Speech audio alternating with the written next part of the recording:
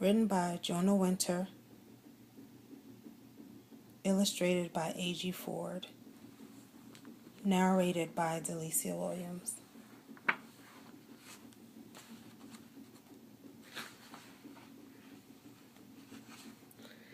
Looking back, it's hard to believe how far he has come. The man whose name the world now knows as Barack Obama. This is a journey that begins in many places.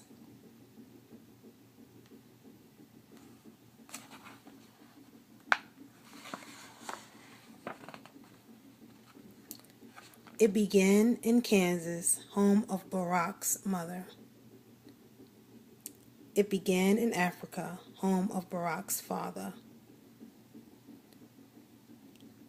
It began in Hawaii, one moonlight night, the night Barack was born.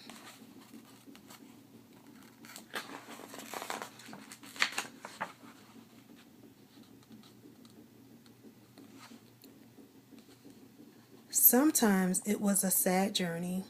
When Barack was just a toddler, his father moved far away. Sometimes an enchanted journey. When Barack was only 6 years old, his mother brought him to Indonesia to live with her new husband.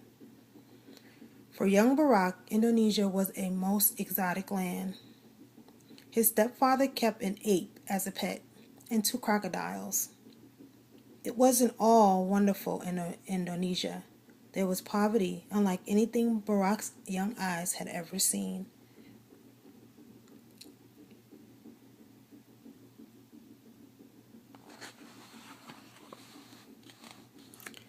And sometimes Barack felt very out of place. Who am I? He wondered. Surrounded by his Indonesia classmates, he looked different from them. He spoke a different language. His birthplace was thousands of miles away. Where do I belong? These were the questions Barack would ask again and again on his most unusual journeys. But when the journeys brought him back to Hawaii alone to attend an American school.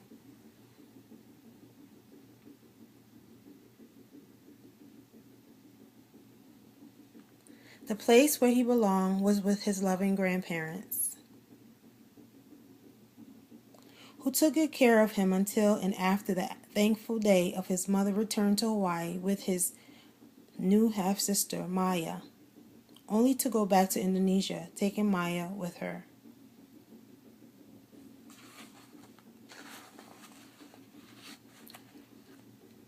Oh, sometimes it was a confusing journey. When Barack was only 10 years old, his father just showed up one day, a total stranger. Who was this man? Barack would wonder through the years, for this was the only time he ever saw his father, who had long since moved back to Africa. And when his father packed his bags to leave again, Barack could not stop imagining what his father's homeland, Kenya, must be like. On the other side of the world, there were half-brothers and half-sisters, aunts and uncles.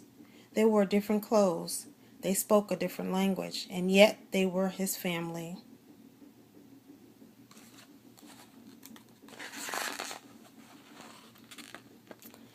Where do I belong? The voice inside his head kept asking. In school, he had friends of all different backgrounds, African Americans, Caucasians, Hawaiians. He belonged with them all, but still, Barack's mother was Caucasian. His father was African. So what did that make Barack? For Caucasians, it simply made him black. For some African Americans, though, it made him less African American. Who am I?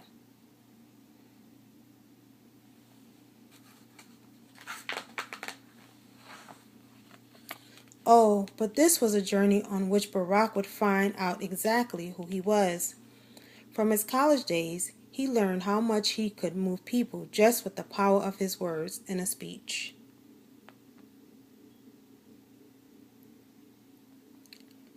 To his early days in Chicago, where his job was helping poor people help themselves, and help them for very little pay.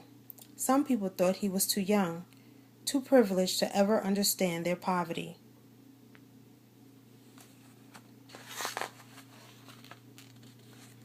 Sometimes it was a lonely journey. What am I doing here? He often wondered, with the cold Chicago wind in his face, slowing him down, pushing him back. But he didn't give up, for somehow his journey had led him to Trinity Church. Surrounded by people from his neighborhood, including many he had helped, and there, swept up in the waves of their singing, with tears on his cheek, he knew he was there. He knew who he was, and he knew where he belonged.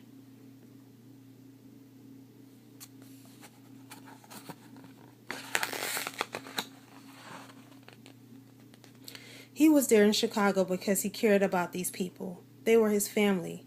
People in Kenya were his family. Indonesians were his family.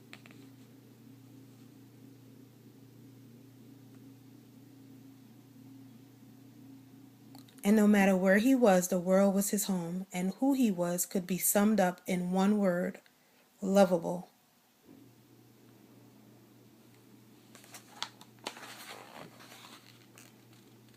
When you learn to love yourself, you make it easier for others to love you.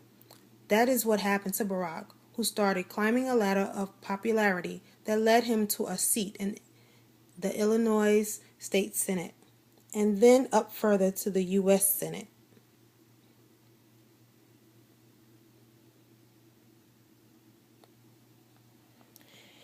He arrived here during a dark time in American history.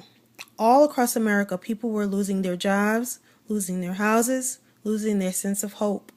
Many people were tired of a war that had gone on too long. They were tired of fighting with their neighbors over politics. They were just tired.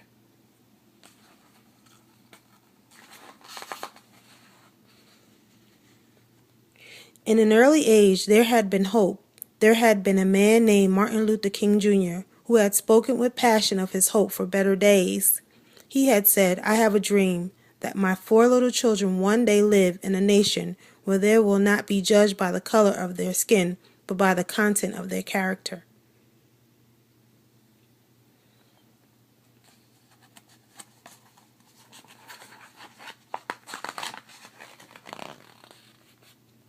On the horizon, at the dawn of a new age, there appeared a man who would be the embodiment of King's dream, a presidential candidate whose very being was a bridge that joined nations.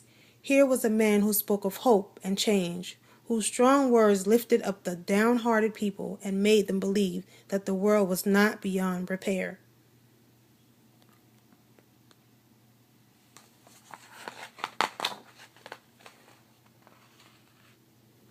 Here was a man whose journey had brought him to cheering rallies all around America, including one in Birmingham, Alabama. Birmingham was a place where policemen had once turned fire hose on African Americans, who for many years were made to sit at the back of the bus, drink from separate drinking fountains, watch as their churches were burned to the ground, and here, right here,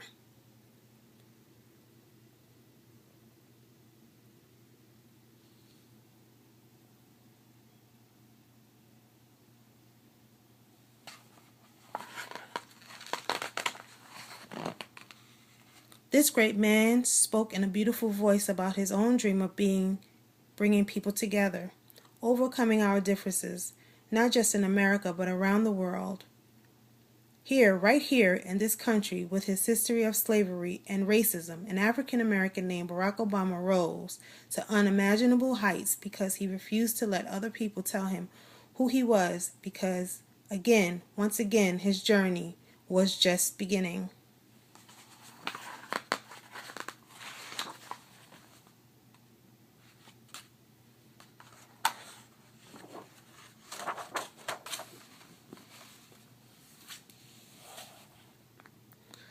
Looking back, it's hard to believe how far he has come, the man whose name the world now knows as Barack Obama.